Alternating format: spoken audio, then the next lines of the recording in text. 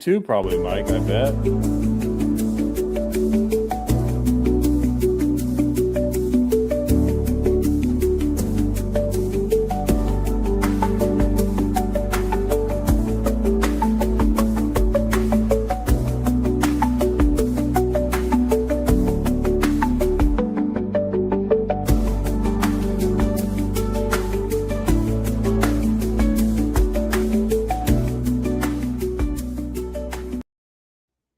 Hey, what's going on, ladies and gentlemen? Welcome in. It's our first off-season edition, first postseason edition, I guess. Or This is Mike's wheelhouse.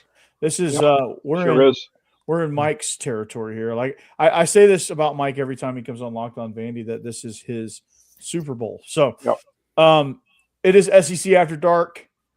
It is off-season, portal chatter, wrap it up the season. I don't know if Hammer wants to do that, but here we are. It's lava time.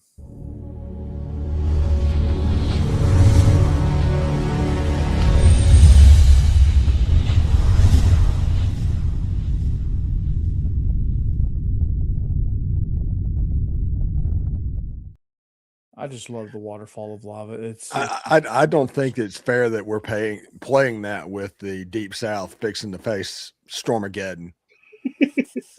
Well, the Deep South, we would love to see that lava waterfall and melt away all the ice for sure. It's supposed to get down like 40 here. Good gosh. Oh, Can you imagine? Oh, okay. Steve, you better. Didn't some of Florida get snow within the last week, Steve? I'm sure maybe Panhandle. I think up in the Panhandle area. Yeah. Up in the Panhandle. Yeah. Yeah, we're about to get tattooed here in Nashville. I like to tell people all the time, I don't even live in the South because the rule is south of I-4 is not the South, and I live south of I-4. Yeah. The further south you go in Florida, the further north you get. Oh. Is the other saying. We're at about 30 in West Virginia now. It's negative 34 in my hometown in Minnesota right now. So is that where the trees are exploding? That general area, yes.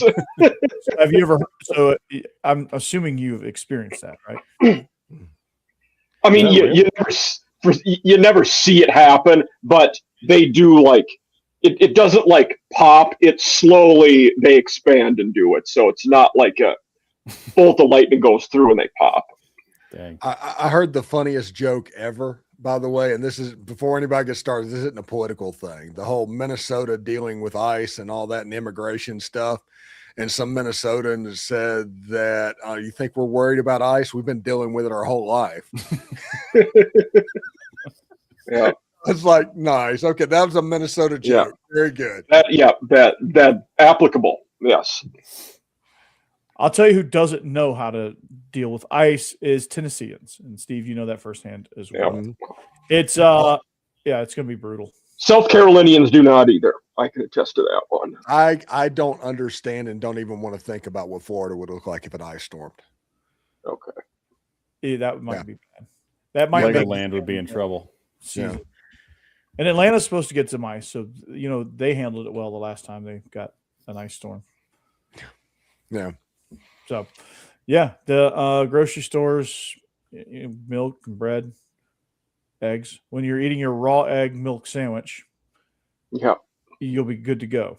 TP too. That's a big one. People stock up on their toilet paper. Ever since COVID, anytime there's a weather event, they get cleaned out. Yeah, if you're snowed in and you have power, if you run out of toilet paper, I mean, there's other options. You're not going anywhere. The other commodity that usually gets bought out is Bud Light. Yeah, true. Yeah. I'm going to drink my way through this one. Yeah. Yeah, down here it's like hurricane parties. You have the people that go and get the essentials, and all of a sudden, also at the same time, the liquor store is absolutely packed because if they're going to be in the house for 4 days, they're not going to feel it. No. Yeah, the same here. It's staggering, and we're acting like people are going to all of a sudden just drive for miles and miles and miles everywhere. All of a sudden, we're going to get all this ice, and now they're going to just become super commuters. They're buying up all the gas. I mean, I get that some of it's for generators, but it's what are we doing here? All right. When will the SEC win their next natty? Oh, this Roger dude was on Biscuits last night. We were talking in the chat. Yeah. So the answer is I don't particularly care as long as Ole Miss is the last team that's in the tournament. There you go. Yeah. Well, let's just think about this. Yeah, I'm sure I haven't even really been looking at like what the odds say, but like Ohio State, I'm sure is high. Who else in the Big Ten would be a threat? I'm sure Indiana. Indiana will be high again. Yeah, Michigan will probably be high. I'm not even joking. No. If Ole Miss gets Trinidad Chambliss back, Ole Miss is a top 5 team. What's the status think there? For the SEC, I think you have Georgia, Ole Miss, Texas. It'll be contenders next year. Would you say, Hammer? I just said, what's the status on Trinidad? Is he still waiting for that? I don't know, judge or whatever. We're still waiting to hear back from the NCAA on his appeal. They've already filed the lawsuit. The lawsuit's going to go through. Yeah. I would be honestly head sewn to the carpet surprised if Trinidad Chambliss isn't taking the first snap next year. I also feel like the longer it goes, the better chances are that Trinidad gets to come back and play. Yeah. I think what they're trying to do, because Trinidad has a good case, especially when you look at what the Alabama basketball player had. Yeah. That signed 3 professional contracts and got an extra year of eligibility. Yeah. Trinidad actually has a good case, but they have to figure out how to word it in a way that doesn't make it easier for people like that to take advantage. I think that's the problem. The NCAA is worried about people like that Alabama basketball player using this to get an extra year of eligibility. Oh, yeah. I got cut for my 3rd NFL team. Yeah, I'm going to go back to college. Yeah. Was it Baylor? Doesn't Baylor have a guy that they got eligible in basketball a couple of weeks back? Similar story. Mm-hmm. Yeah. I think so, yeah. Mike, we talked about – I can't remember his name for the life of me, but we talked about him on Locked On Vandy. Yeah. Is it Najee? Is that it? Uh-huh. Yeah. Something Najee. Yeah. I think Najee's his last name, yeah. It's a slippery slope, man. Like, where do you draw the line? Because it seems like the NCAA wanted to draw the line, and then, of course, they were like, oh, we don't like this line. Let's erase it with a half-beaten-up eraser so they couldn't, like, erase the line completely. And so they drew another line, and they're like, oh, here's the line. It's like that. It's like the coach – me, really, who can't draw the straight line down the sideline, Yeah. When you're painting the field. I think it's back to the future too, to where you have the line, but somebody went back and raised it up to where it's going parallel, but it's not that same line. That's me when I try to paint the field. Yeah. I can't. Yeah. You don't have robots. The other portal related rule that I don't think is going to stick, everybody was, there's only one portal now. It's in the winter. I don't think that's going to hold. I have zero doubt that guys will enter the portal in the spring and they will be allowed to. It's just me. I just feel like that will happen. They will be allowed to, and we're just going to move on. Yeah, because the NCAA doesn't want to upset the apple cart or whatever. Yes. Nobody wants to be the bad guy. Nobody wants to be the bad guy. Some dude's going to be like, yeah, I need to get in the portal. My coach yelled at me. I want to get in the portal. Wah. Okay, you can get in the portal, but just you. Yeah. Well, at least, Steve, you would probably know this better than me, but Uman Mielen, it sounds like LSU's just going to pay his buyout. Yeah, that's the way that's supposed to work.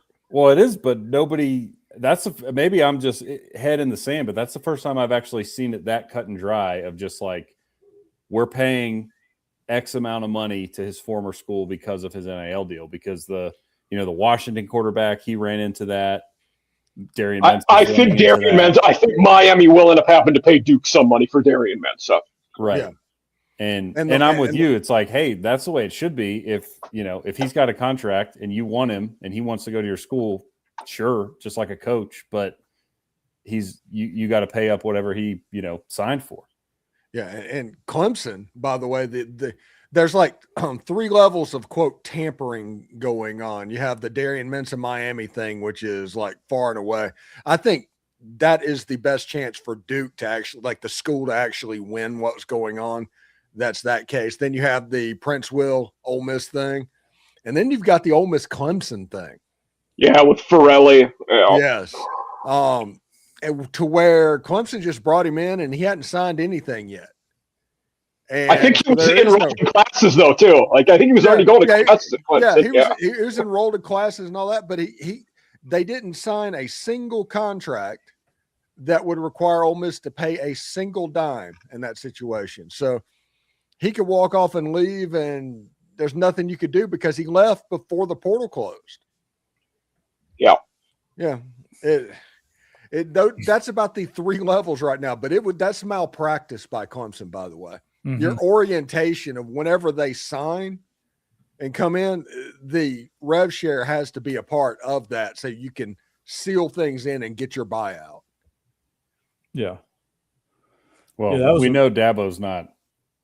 I don't know who's running that at Clemson, but it's not Dabo. He's not concerned with that, which is to his own detriment, but there's no chance he's. It's weird at looking at their portal class, how lopsided it is.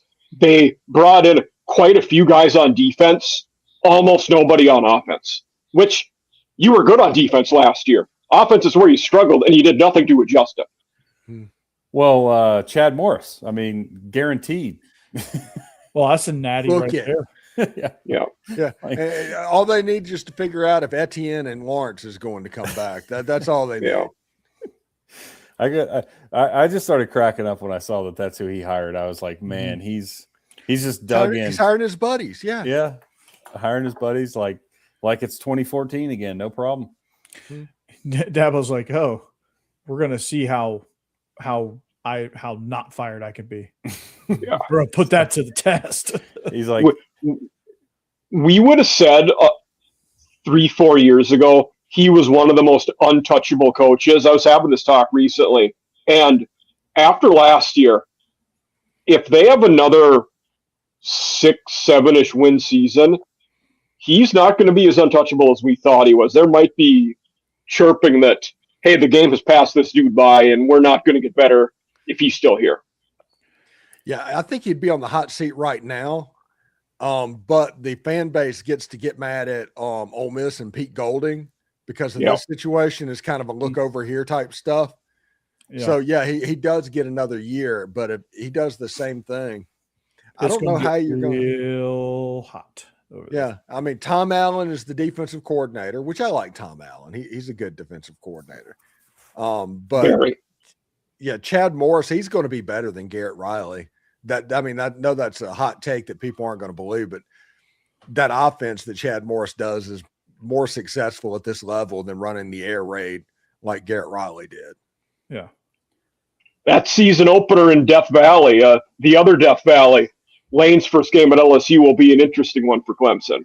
Oh my gosh. Can you imagine how wonderful it'd be if Clemson won that game? It would be. I don't think it's possible, but it would be outstanding. A $50 million roster just loses at home to start with.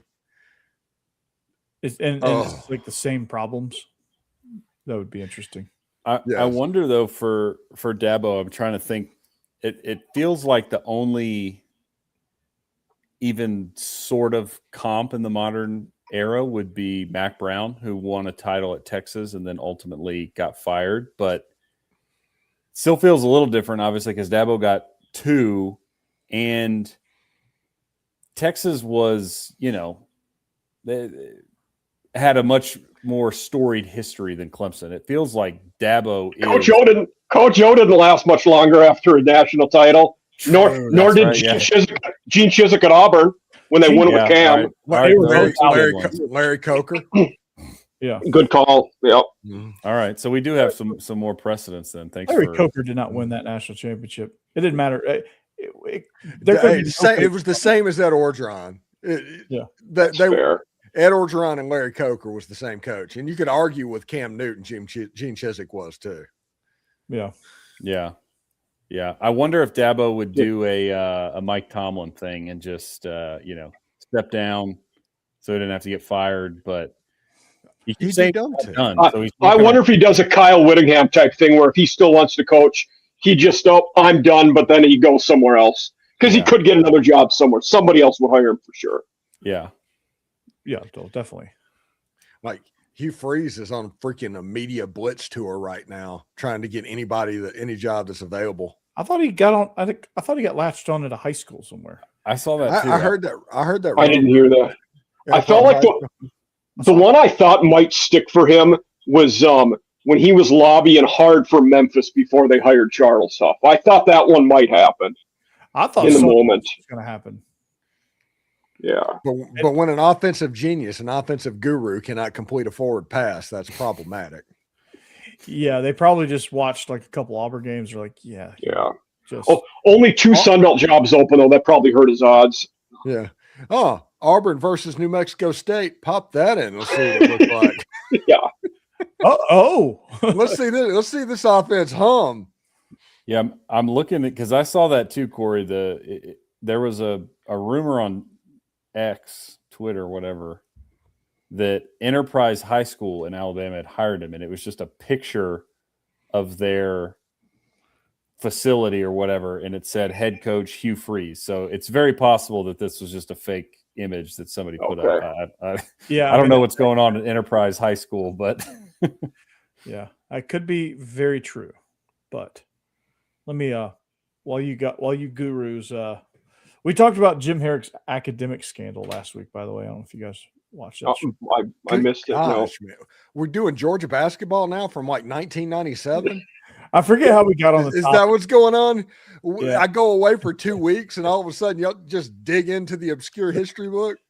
Yeah, I forget how it came up. I told the story about how like I found out because I was waiting at the bus stop right by the Stegosaurus, and somebody came in, like the news channel van saw me, and they just pulled up and said, "Hey, do you want to be interviewed?" And 18-year-old me is like, "Yeah, sure, okay."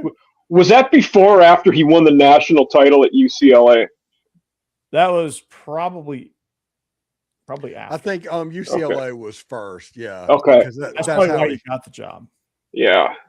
But then he has some shenanigans at UCLA and caused him to go to Rhode Island because we plucked him. Yeah, something like that. Rhode Island began shenanigans. He had a scandal, and then Steve Lavin got the job after him at UCLA. Yeah. Man, I remember that. That was like the only year Georgia was good at basketball for like a decade and a half. Well, I'm looking at it now. Yep, 22-10. No, that's not true. There was a season or two with Tubby that was pretty good when they had Gigi. But Tubby was before Herrick. Oh, yeah. Tubby was before. Tubby left, and that's why we got Jim Herrick. Tubby went to Kentucky. The Dennis Felton years were not kind. So that's putting it mildly. Yeah. Yeah, and then we followed up with dude from Nevada, Mark Fox, who he had one tournament team, which was they got in as like a 12 seed and got shellacked by Xavier. Who's the assistant at Kentucky now? Mark Fox is. Yeah. Gosh. That makes a lot of sense. Which by the way, Mark Pope, be nervous, buddy, because when they start investing money at Kentucky in football NIL, that's a shot across the bow. That's like, hey, basketball's dead, so we might as well. Yeah, Stein's doing a good job. Win Will Stein's money? Is that? I like it. Yeah. Yeah, it's funny. Last night, Ham, when you guys were talking, like your last segment about surprises and disappointments, I commented, Kentucky's done well. Then Boss Man said it right away. Yeah. Because I said, Kentucky's done well. Arkansas has been a disappointment. Yeah, Arkansas. I don't know if Silverfield has what it takes. I mean, he hasn't coached the game, so we'll see. But you mean the coach that finished 7th in the American? You might worry about him in the SEC. Yeah, and he took over a great G5 situation and never got him over the top. Yeah. So Arkansas said, "Hey, let me get every bit of that." Yeah. Well, Arkansas took a shot in the dark on that one. And for whatever reason, took a shot at Beam in the dark and then made the hire. Yeah, you're right. Well, I think that's the best that they could do. They tried to swing high and missed. That's how they ended up with Sam Pittman before. Yeah. What? Not Hunter Yurchek, not going to win AD of the year apparently. No, he's just chair of the college football playoff committee. Yeah. Oh, I best hire. Yeah. That honestly probably hurt their chances to hire somebody because everybody just saw him look like a clown on TV every week, and all these coaches were like, I don't want that guy to be my AD. Go in there. They fired Pittman earlier, but I feel like they were one of those teams in hindsight who had an opening at the worst possible time because all the other jobs in the conference were better than them. So they were behind a bunch of teams that had better openings. And if they had to do it over, you wonder if they'd give Pittman one more year. I don't know the answer. Or if they would have fired him last year, probably. Yeah. Or they could have just hired somebody better, like the guy who took over for Silverfield at Memphis. Like there was options out there. I don't know. Like, yeah, but I remember they thought they were getting Golish for a brief period, and that didn't work out. Yeah, they were leaking that Golish was the new coach, and then that didn't work out.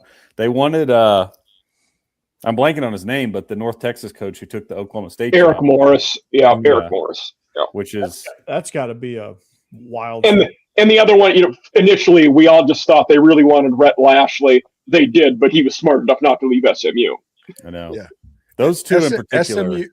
SMU is the richest school in the state of Texas. Yeah. And those not really close. Yeah.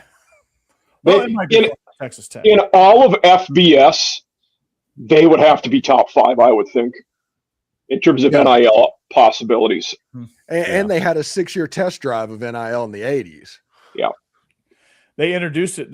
They were the test model that they perfected it. Yeah. Everybody else is figuring out how to do it. They're like just dusting off an old playbook. Yeah. Like, hey, Sherwood, show us how it's done. Yeah. Hold on. It's in the archives. Star running back, he gets a gold Trans Am.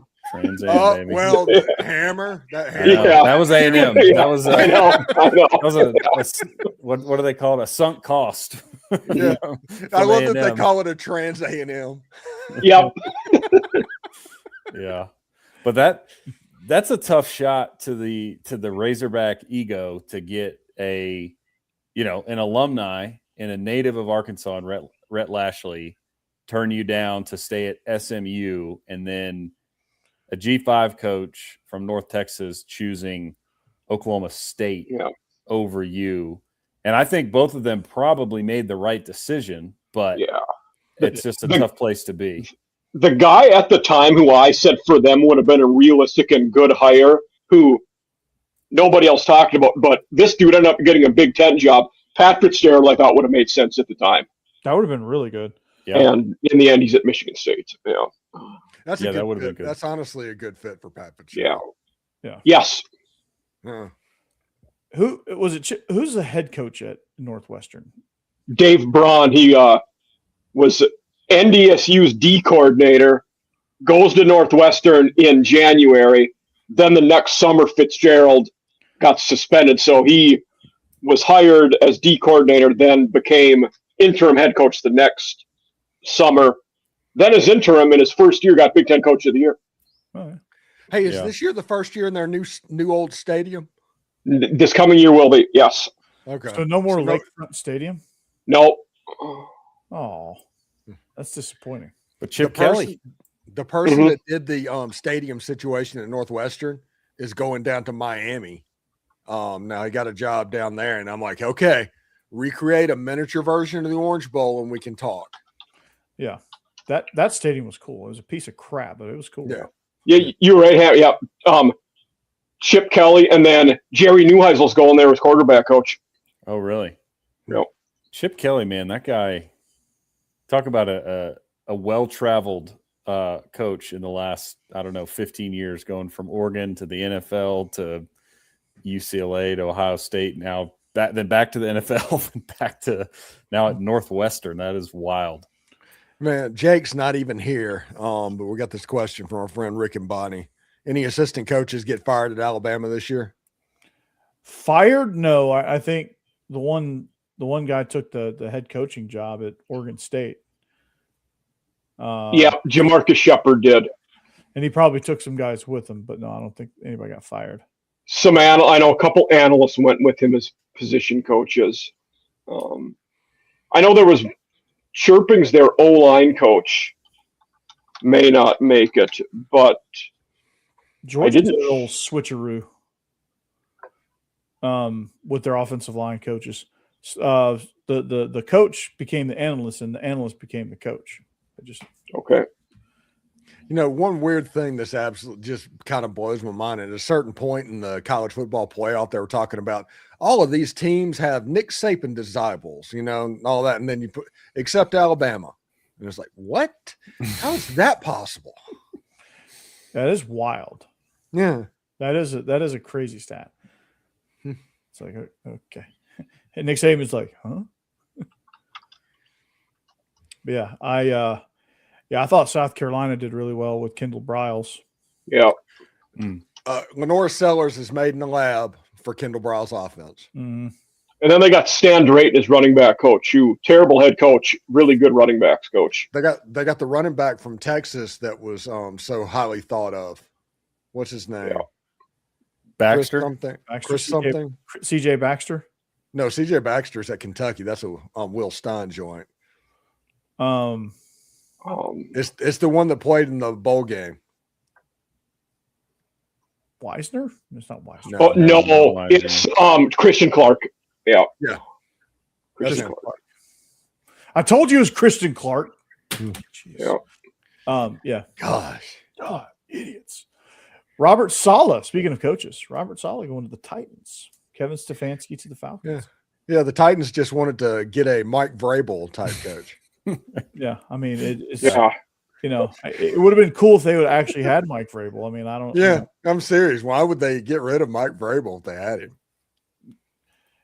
And Mike Vrabel got rid of himself in that one, I think. Unfortunately, Mike Vrabel he intimidated some people because he used to play in the NFL on the defensive line, so he's not intimidating at all. No, not even a little bit. Yeah. And he never speaks his mind, so I'm kind of surprised by that.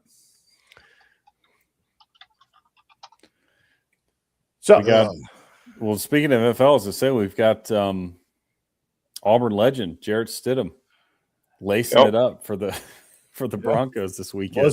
Let's ride. Yeah. Broncos country. Let's ride. Wasn't Jarrett Stidham the last quarterback that was the Art Briles Baylor one? Uh-huh. Yeah. Yep. Was a total like perfect puzzle piece for Gus Malzahn's offense. Yeah. You're talking about Rhett Lashley earlier. It's like, I can't believe he didn't go to Arkansas. And it's like Gus Malzahn's been flirting with Arkansas for 20 years and he was never going to go. Yeah. Yeah. And Lashley was like at one time at the hip with Gus Malzahn, so they probably think of the place the same way. Yeah. Malzahn's was he retained at FSU? Yes, I think so. Yeah. Because the coordinators are back. Him and Tony White are both back. He tried to get Lagway. He's like, you know what, DJ Lagway, you would fit perfectly in my offense because you're a tough runner and you're not fragile. Yeah, he just tells everybody they remind him of Cam Newton. Mm-hmm. And then DJ Lagway is going to be good at Baylor. I hate to break this to everybody. He is. He is going to be good at Baylor. The reason he was bad at Florida is because they missed a dang surgery deadline, and then it took time to heal his shoulder. And Napier's offense was suspect. and Jake Spavital's a pretty good old coordinator at Baylor. Yeah, so I think he'll be all right there. Yeah. I would agree. Good for y'all at A&M, right? Yeah, he had a few good years under Sumlin. And then I think he ended up at Oregon, wasn't he? He went to Cal, West Virginia, head coach at Texas State, then back to Cal before Baylor because he's done multiple stints at Cal.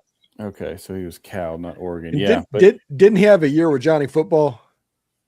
He did, yeah, because Kingsbury was the Heisman year, and then the following year, Kingsbury went to Tech, and Spavital came in. Yeah, that makes sense. Yeah. Oh my goodness. This offseason's crazy, man. What are y'all hearing in the portal? Well, I think Vanderbilt's all but done. Georgia, I don't think really participated much. So my two teams focus on supplementing high school recruits with portal guys. So they're not going to go out there and get 40 guys out of the portal.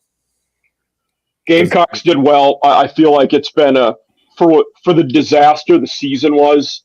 The off season's been awesome, and Corey, you kind of talked about this on Locked On Vandy. Like, there are unseen things that we don't see in the rankings. Well, retaining Sellers, Harbor, Dylan Stewart, not in the rankings, but it was massive that he kept those guys. Yeah, I mean, that's the biggest part right there. I mean, those guys are basically portal additions because they were probably thinking about getting in the portal, like seriously. Yeah. But as far as Vandy's class was good. I thought they got some good pieces to surround Jared Curtis with. I wish they'd have got one more starting quality tackle, but yeah. Ole Miss is still going. I think they have a visit from a tackle at this weekend, weather dependent, like from Miami, not the Markel Bell, but the other one, I guess Tisdale or whatever his name is, something like that. Mm-hmm. Tinsley, I think is his name. Oh, yes. Okay. Yeah. And Ole Miss is number 2 on the 247 sports rankings. And that's not including, like you just said, Ole Miss retained Trinidad Chambliss and Kewan Lacey and Lucas Carnero. And it's like, they've had nearly for the last 2 months, they're on a pretty close to perfect run right now. Yeah, it's been I'm looking at the portal. God, this portal commit thing's wild. Ole Miss 27 guys, Texas 17, Ohio State 16, Oklahoma State 54. And there's still like 4,000 dudes in the Penn State's got to be up there too. 36. Yeah. Okay. Yeah. They have the 5th overall class. But they've signed 36 guys. Only 5 of them were 4 stars though. So it's 30 of them were 3 stars. So they're getting quantity. Those rankings are just all over the freaking place, man. Yeah, I give you credit on bringing that up, but me and Corey used to work. We know who's ranking these people, and they're not guys like me. They're not guys like me. Okay. Yeah, it's former writers from the Palm Beach Post, but not only that, in the portal you've got 2 guys ranking 3,000 players for over 2 weeks. It's impossible. Yeah, it's not. It's the PFF grades essentially of like is the same thing with the transfer portal grades. And you're going to rank a guy who didn't play. Yeah. Like how do you tell that? You have like do these guys have access to practice film? They don't. They don't. There's not even a real way that you can rank high school players. That's the catch. And they have combines and everything else, and it goes over 3 years. This thing goes over 2 weeks. Mm-hmm. So yeah, it's about the most inexact science as you can get. It's literally a half-educated guess. Yeah. And like Steve said, him and I lived this. We supplied the highlight reels, but like the guys outside of Mike Farrell that were doing these rankings, I'll give Himholt some credit. He's a football guy. He usually was spot on in the Midwest, but some of these other guys, man, it was just like, what are we doing? When Yahoo got to the point where we're not going to find football guys any longer. Yeah, it used to be football guys. Like it football guys and teach them how to write. Then it got to the point, find people that could write and we'll teach them how to evaluate football. And once that happened, all the rankings went to hell. Because there's so many nuances that these people who don't understand, like who aren't true blue football guys, like you put them in a position to do the rankings. Let the guys who write like take the rankings and like make sense of it. Give their opinions. The thing about it is they put out one ranking. There's just one ranking, a Rivals 250 or whatever, something like that, just one ranking. And there's probably 50 different systems that whichever system you're playing in, it would be ranked differently. Yeah. Yeah.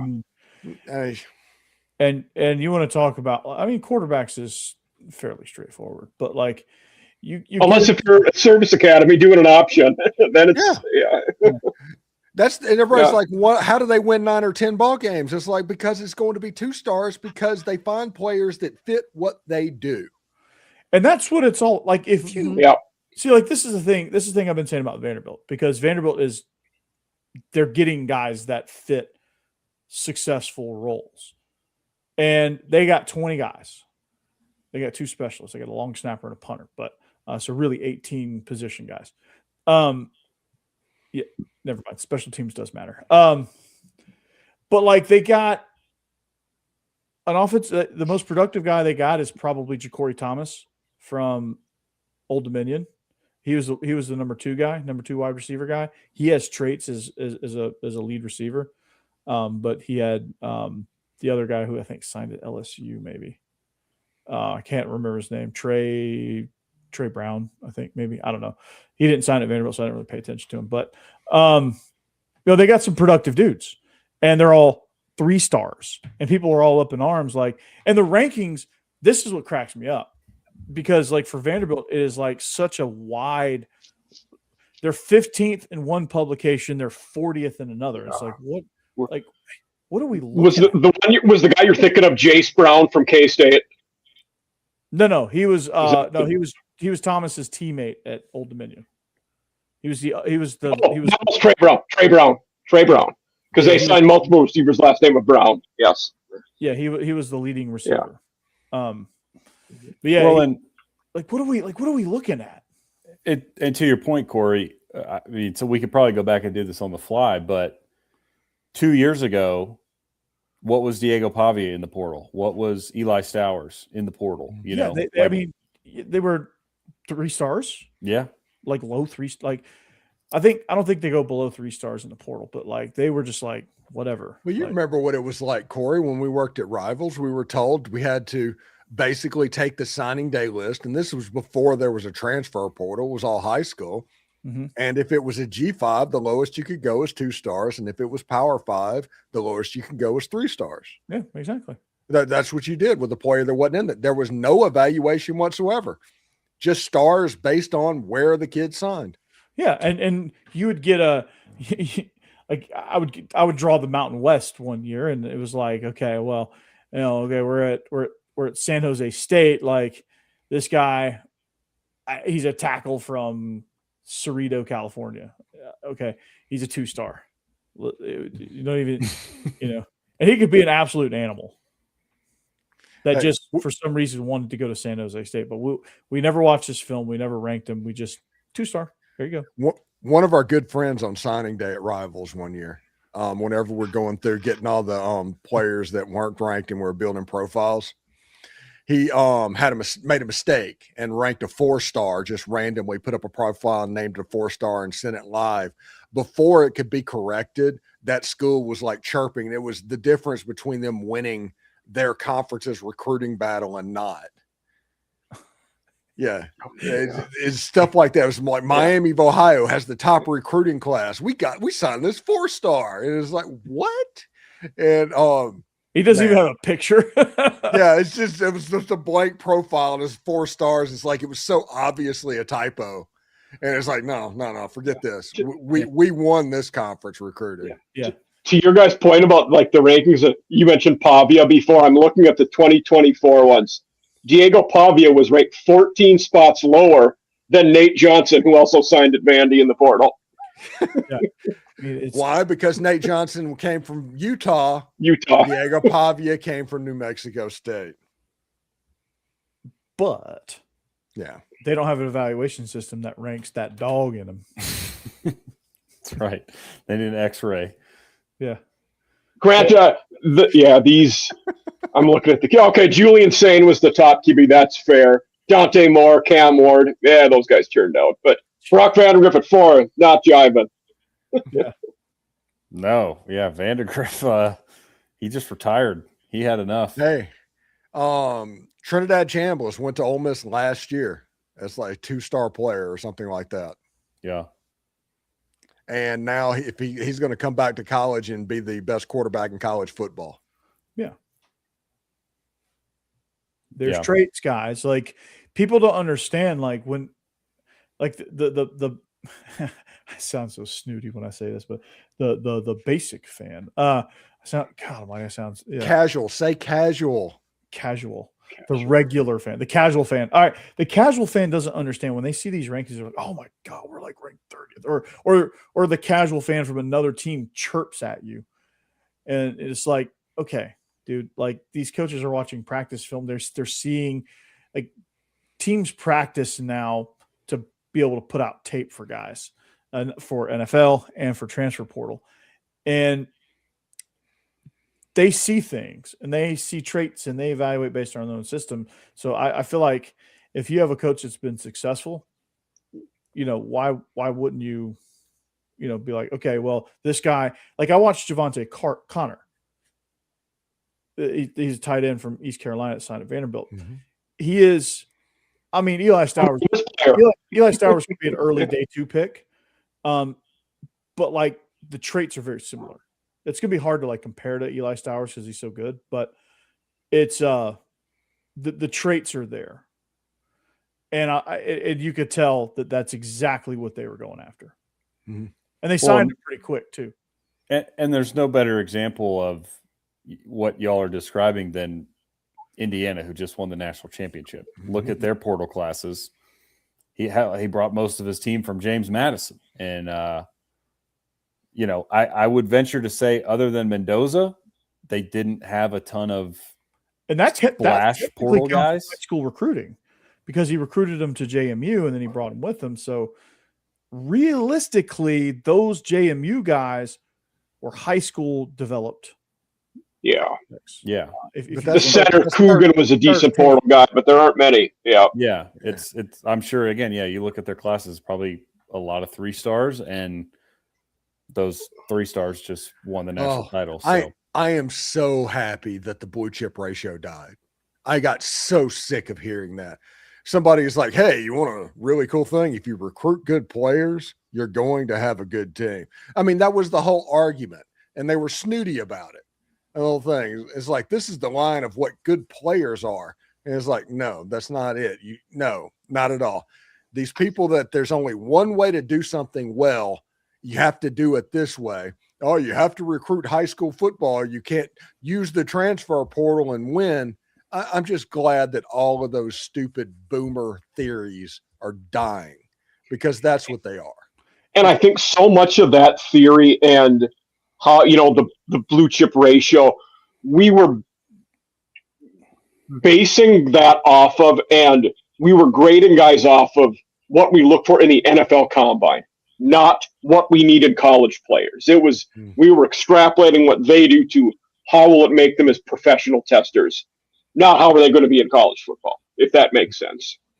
How are they going to fit in? Like, is this guy perfect for a Kirk Cinetti roster, or is he perfect for like a Lane Kiffin roster? Is he perfect for a Kyle Whittingham, like a Sarkisian roster? Like, there's different, like college football is like the Wild West. There's so many different systems, fits, things like that. In college football, it's all about success is driven on how you build your staff to support these players. It is really what it comes down to. And Cignetti is one of the elite. Kirby is one of the elite. Pete Golding is looking like he's going to be, he's on that path. He's been a head coach for barely a month, so we don't really know just yet. But things are trending. A couple playoff games, no big. Yeah, no big deal. Still, one more playoff games than Lane Kiffin. It's tough to tell long term, but I guess he's going to start building some good systems there, and you can tell who doesn't build the good systems and who doesn't have a, because like there's guys that recruit heavily out of the portal and they win. There's guys that don't recruit heavily out of the portal and they win. And then there's losers in both categories too. So yeah, we talked about that on Locked On Vandy. Yeah, and there's no like right, wrong, or indifferent. It's got to be right for what you do. It's got to fit you, and you got to get players that fit you, and you got to get guys that can coach up these players when they get here. Because one of the easiest things in the world to do is identify a 5-star player. Becky, my wife, can go identify a 5-star player on a high school football field.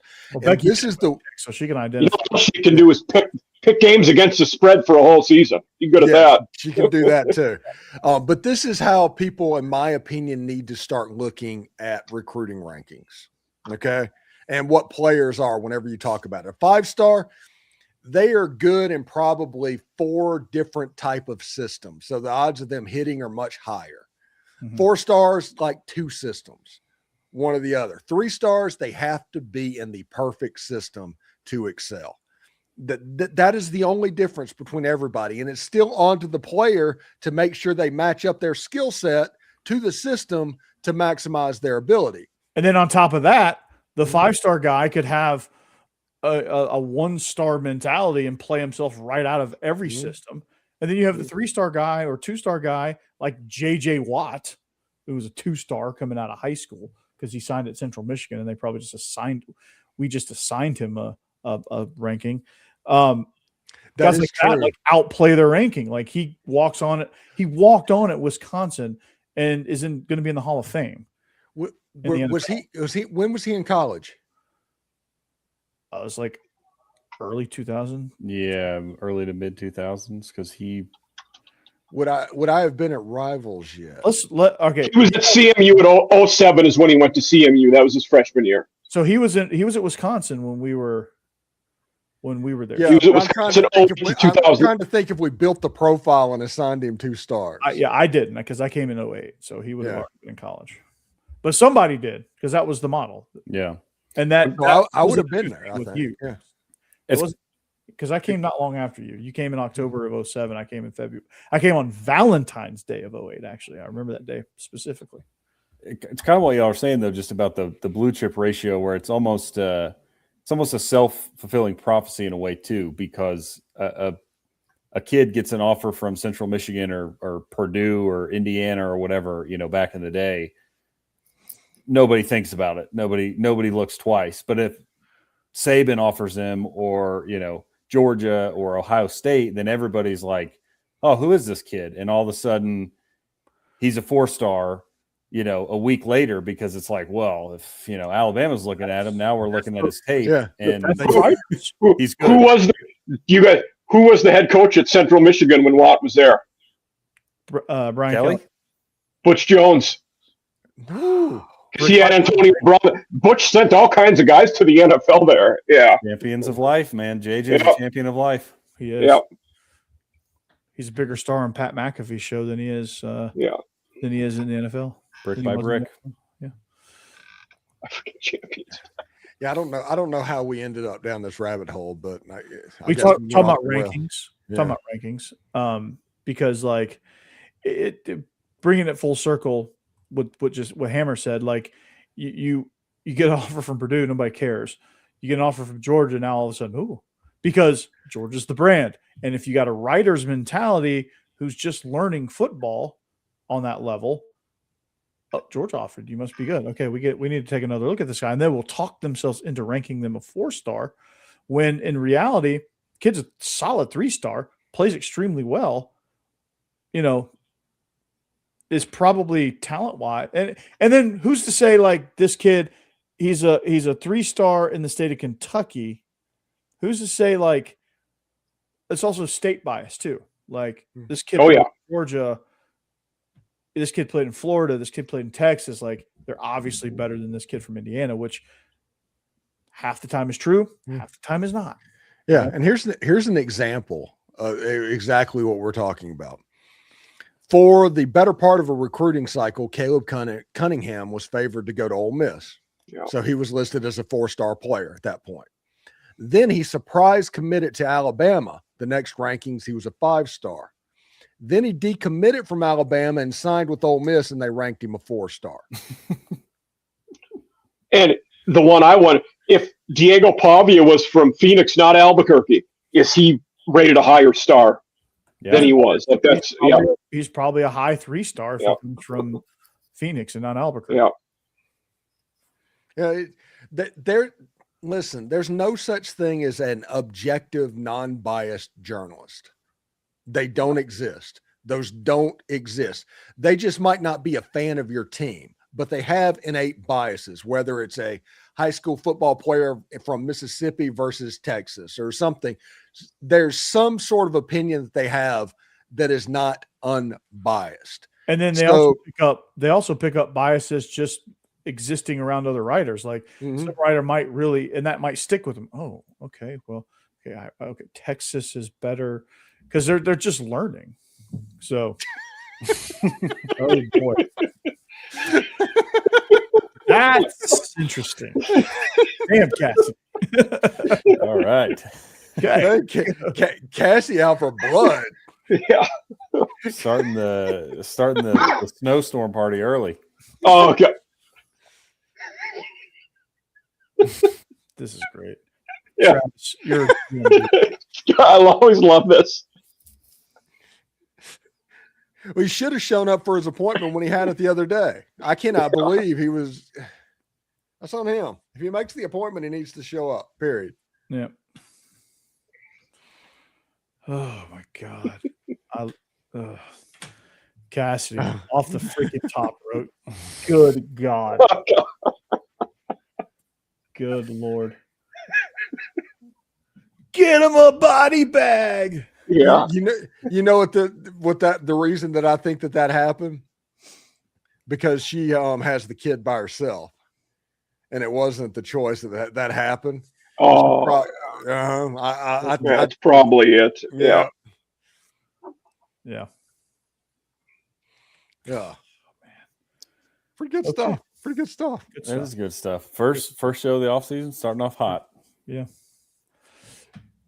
What any other parting thoughts on the season?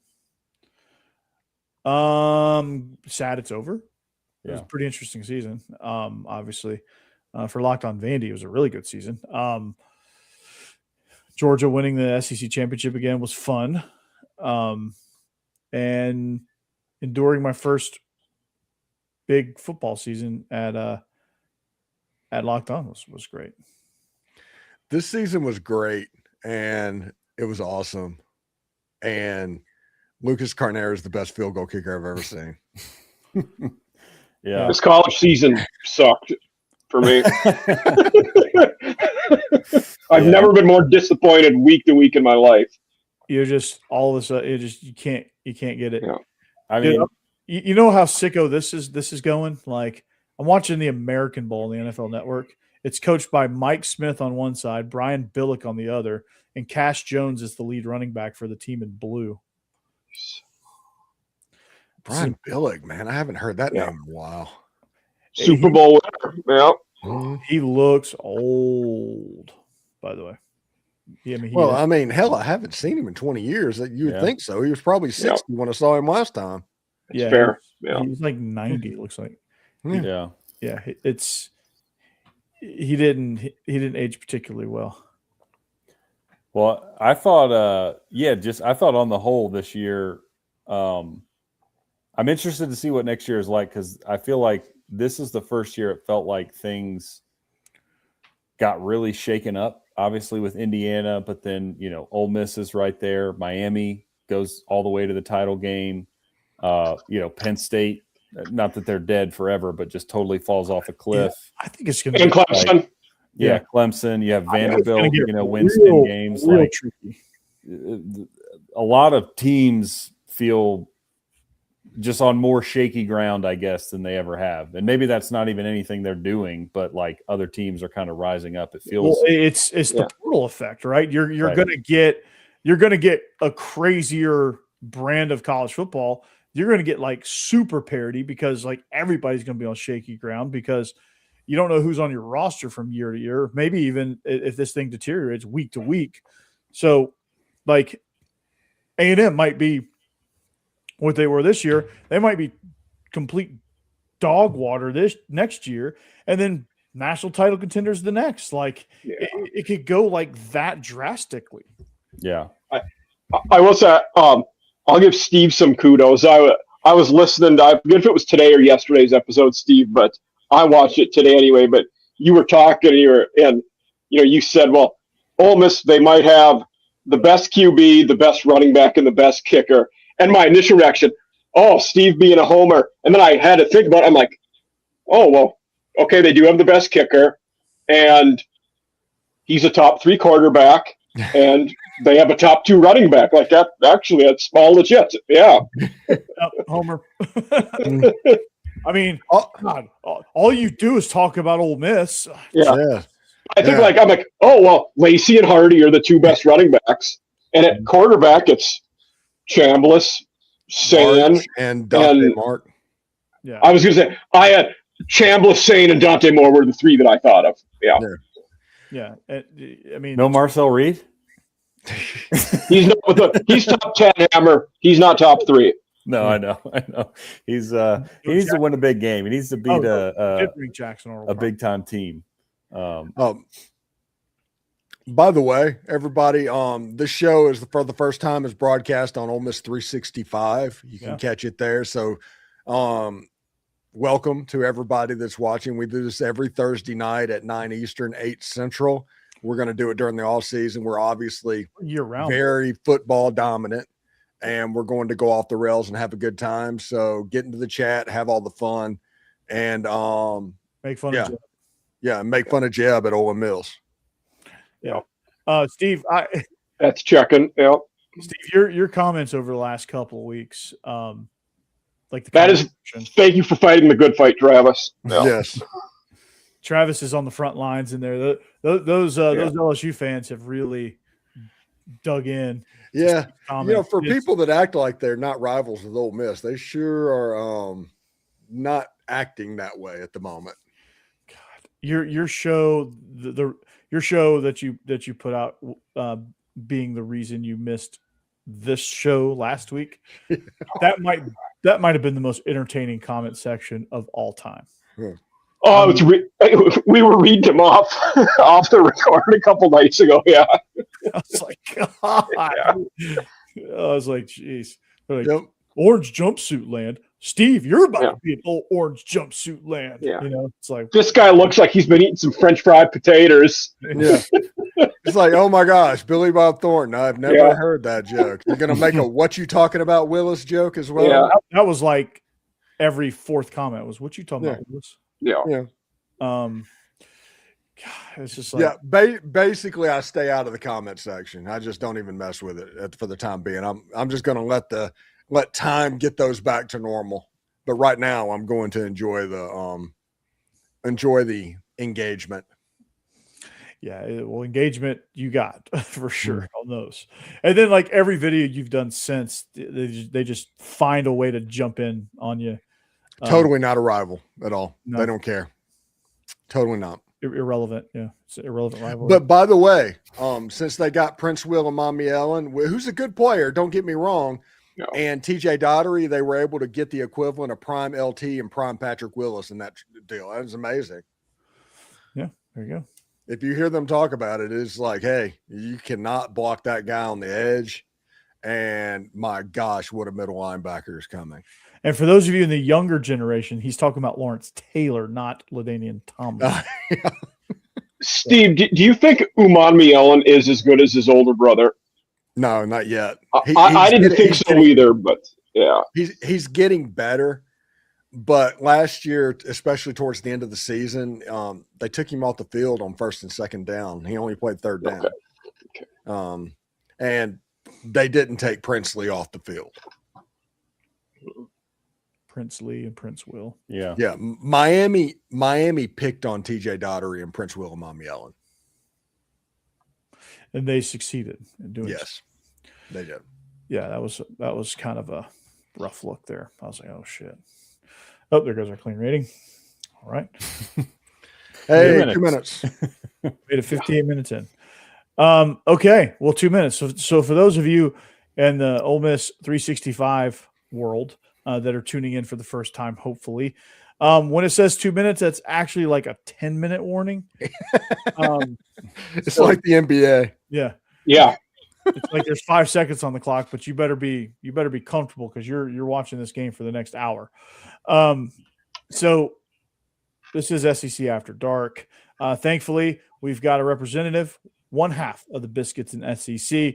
That's Hammer. Boss Man will be here at some point. At one point, we thought they were the same person because they were never here together. But they debunked that myth during football season when they showed up both. Yeah. Got back in the saddle. Whoa. We were shocked. I know. I was like, oh my gosh. But just to give you a brief background, I am going to fly by the 2 minutes. To give you a brief background, we do go off the rails. That's our main brand from January until the first game. That's our main main topic. We'll talk basketball and baseball a little bit, but most of it's off the rails. We just kind of go in a direction and it just deteriorates. It's like this show. It ended up on recruiting rankings and nobody thought it was going to be there when they came in today. No. But we get like less relevant topics than that. Like watch us in like late March. And you're just like, what are we watching here? And it's fun and you can't take your eyes off of it. Right. So, you got Mike Huseman Offseason After Dark. He was a new addition this time last year. Or roughly this time last year. Almost last February I started. So we're approaching a year. So approaching a year with Mike Huseman. Yeah. And then offseason. When did Offseason After Dark launch? June or July. Yeah. June. Yeah. Okay. I think I'm getting close to episode 30, but not quite there. Okay. Very cool. So yeah, Offseason After Dark. Check him out. Jake Thomas. Double shot of Alabama. Bama After Dark might be rebranding a little bit just to kind of not get so redundant there with Alabama stuff. You got Stephen Willis, Locked On Ole Miss, the most watched Ole Miss podcast in the world by a mile. And number 2 created some more distance. If you want to go follow that story. Yeah. I'm not going to get into it because it'll take way longer than 2 minutes. But I have no idea what we're talking like. We don't need to get into that because it's our drama. But good God. Yeah. But yeah, let's just say there's a little more separation now. So, but Stephen Willis, much to the chagrin and ire of the LSU fans, he is doing extremely well. So check out Locked On Ole Miss, and Mike and I do Locked On Ole Miss All Access bonus material. So I put my coach's hat on for that one. I am the host of Locked On Vandy, and I've got a couple of shows that are under construction right now. I'm trying to figure out which one to have reappear. There's one in the works that I'm thinking about reigniting with 2 of my really good friends. Mike, you probably know him, Perko. Yep. And is Bernie the other one? No, Bernie is not the other one. This guy by the name of Josh Cook. It was Matt's roommate. Okay. He's an Iowa guy. But so I'm thinking about that. It's called Illegal Motion. So we're trying to figure out something with that. Yeah. But as of right now, it's Locked On Vandy. Never in a million years would I have thought I was going to cover Vandy and have the success that I'm having to this point. But here we are. I'm over 1,300 now. And just rolling, dude. And it's Vandy. Just killing it. It helps that they were good at football for the last 2 years, but that usually is a nice little formula. Helps. But I need to keep. I feel like I'm going to keep the momentum going here with Jared Curtis. So Locked On Vandy there, and stay tuned to whatever the next venture is, depending on how big this Locked On Vandy thing gets. We'll see kind of where we're at. And then Jeb Beecham, the owner of Olin Mills, Murfreesboro. Yeah, he's just a guy. He's just a guy. Talk about a podcast under construction. So that is our crew. And then Ole Miss After Dark, who's not pictured here on SEC After Dark, but I don't know that they've done one recently. So do you think they've kind of fallen off? Yeah, maybe. So we might need to find somebody else that's willing to do Ole Miss After Dark, maybe. Okay, well, we got Ole Miss 365. We'll probably figure it out, right? Yeah. Dalen could jump in and do it, maybe. Yeah, he does the All Access too. He's on there as well. He does Dalen like nightly reports. Yeah, Dalen, if you're listening to this, you could be a part of our network. So, Stephen, in the offseason, you could get the mayor of Corinth on. Yes. Yeah, I'm talking to him Saturday night. Hopefully by then we hear about the Trinidad thing, and that's all. Yeah. So, Well, you already have the mayor of Moron Mountain, so we're good there. Well, every Thursday night at 9. Yeah. The mayor of Moron Mountain. I should put that as a poster. Anyway, with that, we are SEC After Dark. We are here every Thursday night, 9 Eastern, 8 Central, for a lot of fun, a lot of off the rails fun. Every once in a while, we go off script based on what's going on around the sports world. So the Kodak Master. Yes. Oh, Travis. The Travis and Jeb thing's hilarious. I'm sorry. It's great. Yeah. That's some funny shit, man. Travis, do you still? I hope you still have that beard. That's a legendary beard. You and Jeb can have really good too. Yeah. Maybe that's what it is. It's like a beard off. Yeah. Whatever it is, it's gold, and we appreciate you. So, with that being said, we'll see you back here next week. We'll continue to be off the rails, and it'll be a lot of fun. And until next time, go Dogs, anchor down. Howdy toddy, everybody. Dig 'em. Spurs up. In stream.